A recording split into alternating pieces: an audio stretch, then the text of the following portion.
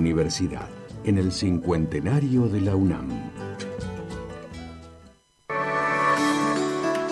La lectura puede ser entendida como la experiencia social que contempla al lector, al texto como al contexto. Es un proceso cognitivo y comunicativo. La editorial de la Universidad Nacional de Misiones presenta su espacio de difusión y promoción acercándose a la comunidad universitaria y a toda la provincia.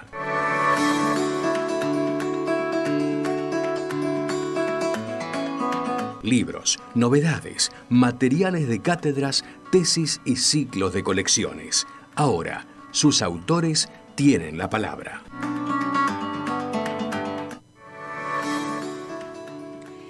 Y el 15 de marzo se cumplieron 87 años de la masacre de Oberá. Y en la editorial de la Universidad Nacional de Misiones están trabajando ya en el proceso final de producción para publicar la tercera edición del libro La masacre de Oberá 1936. Y estamos en comunicación telefónica con su autora, la licenciada en Historia Silvia Andrea Waskiewicz. Muy buenos días, te saluda Susana Bagno. Buenos días a todos, gracias por la invitación. Muchas gracias. Como recordamos a la audiencia, es la tercera edición de este libro, en el 2002 la primera, 2007, y ahora, ¿cómo ha sido el trabajo y las novedades que propone esta nueva edición de este libro que, nos trae a la memoria un hecho trágico ocurrido en la zona centro de Misiones? Sí, recordemos que la primera edición del libro surgió hace 20 años atrás, en el marco de mi licenciatura en Historia, ¿no? Uh-huh. A partir, durante estas 2 décadas, salieron nuevos enfoques y nuevas producciones en torno a la práctica agraria de 1936. Recordemos que la masacre estuvo durante muchísimos años evidenciada en la propia sociedad de Oberá, y por lo tanto eran las referencias sobre las protestas en las producciones historiográficas. La mayoría de estos relatos históricos y hegemónicos eran construidos desde teniendo en cuenta los orígenes de Oberá y centrando su atención en el esfuerzo de los pioneros por resolver algunos problemas que tenían que ver con el proceso de asentamiento, la organización de sus primeras instituciones, el desarrollo de sus actividades agrícolas y la constitución de sus primeras instituciones sociales y educativas.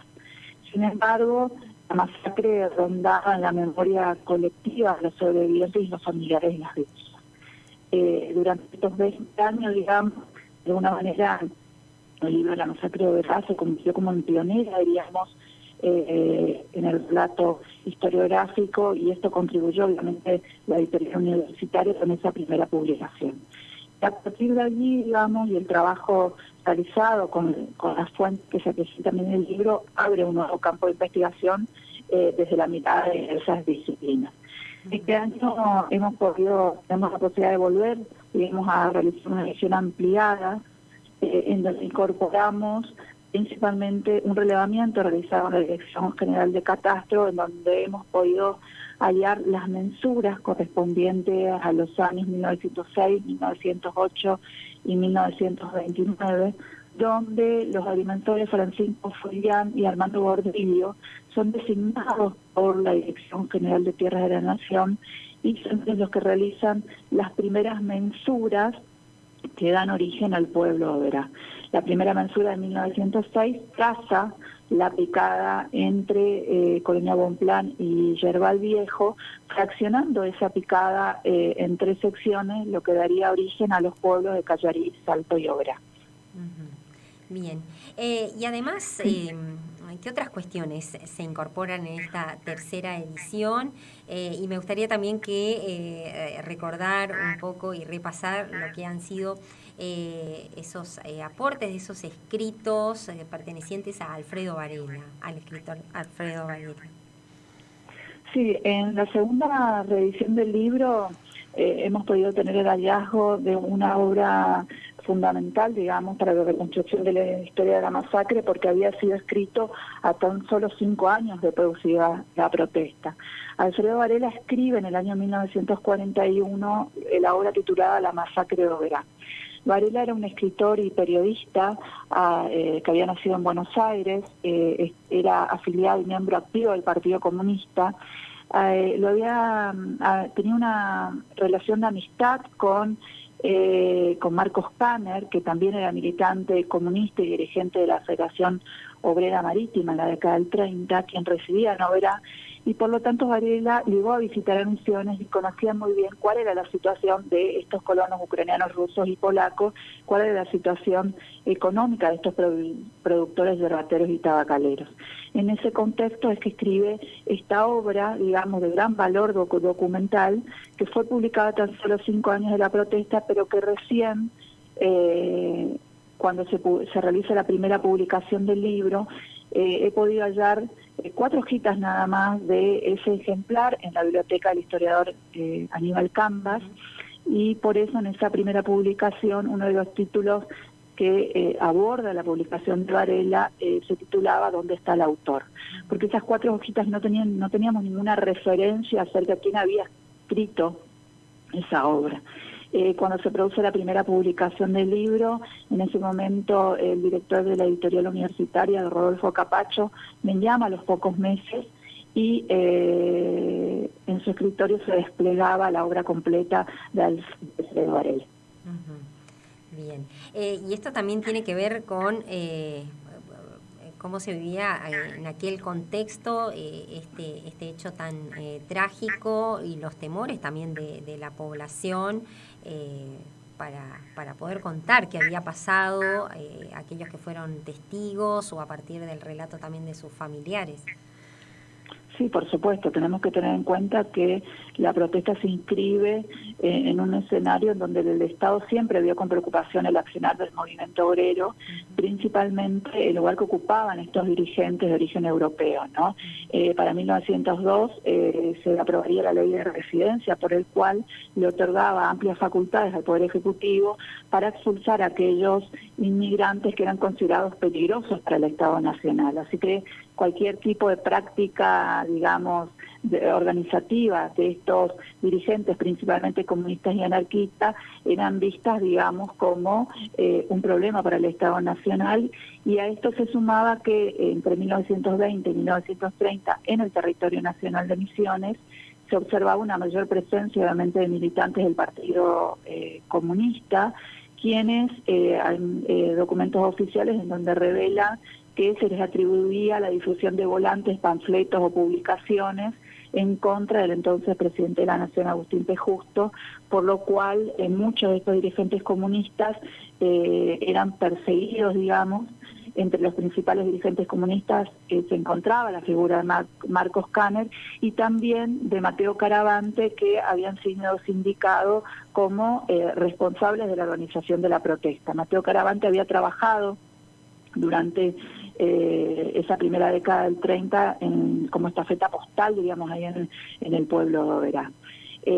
También tengamos en cuenta que en 1921 ya existían, digamos, movimientos obreros. Recordemos la huelga de trabajadores yerbateros de San Ignacio, que en reclamo, digamos, de sus derechos son también reprimidos, y en ese acontecimiento histórico aparece la figura de Leandro Verón, porque se encargó de reprimir, principalmente lo detiene a uno de los dirigentes obreros Mañasco, y se encargó de reprimir a estos dirigentes sindicales, inclusive sometiéndole a torturas físicas y vejámenes para obtener declaraciones que los incriminaran.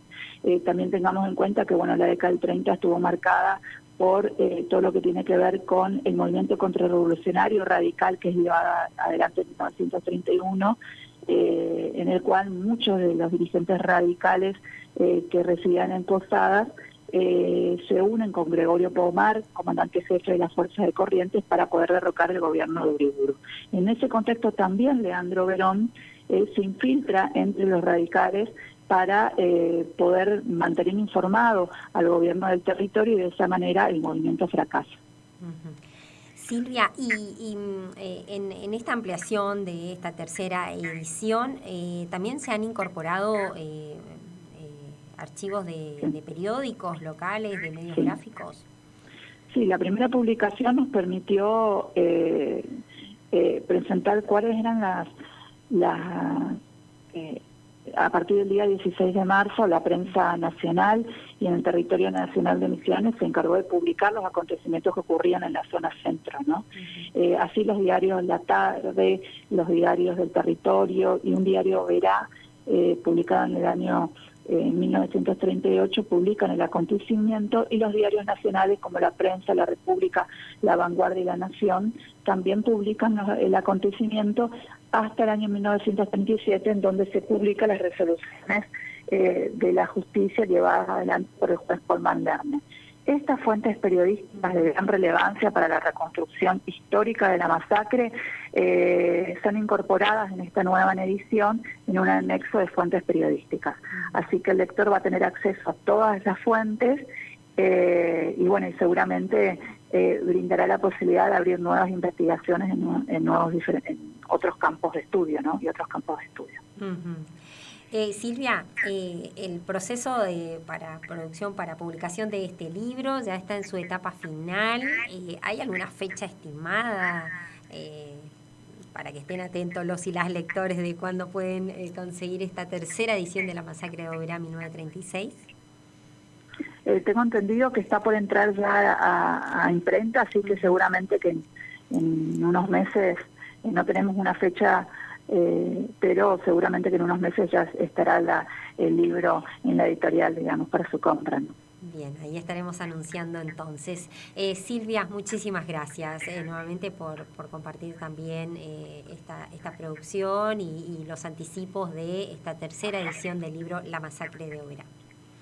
Sí, una última situación. Recordemos también que dentro de las investigaciones que se realizaron durante estos últimos 20 años, en el año 2018 la Editorial Universitaria de Misiones también publicó un libro que desarrolla la protesta agraria y pone de alguna manera en tensión las distintas miradas y disputas sobre la protesta en ese contexto histórico. Me refiero a la obra de Guillermo Castiglione, el magíster de Guillermo Castiglione, Pedimos pan, nos dieron balas.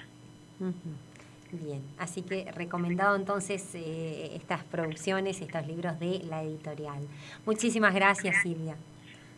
De nada, gracias a ustedes. Hasta pronto.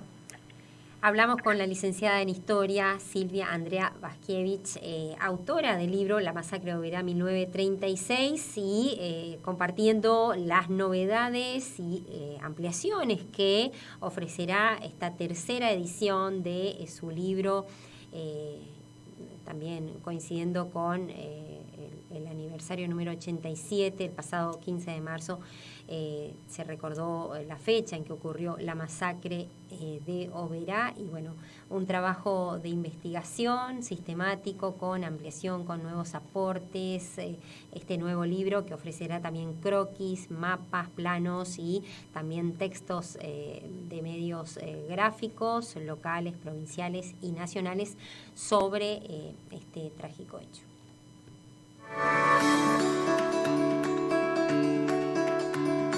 Editorial de la UNAM, integrante de la Red de Editoriales Universitarias Nacionales REUN, una editorial que brilla con luz propia.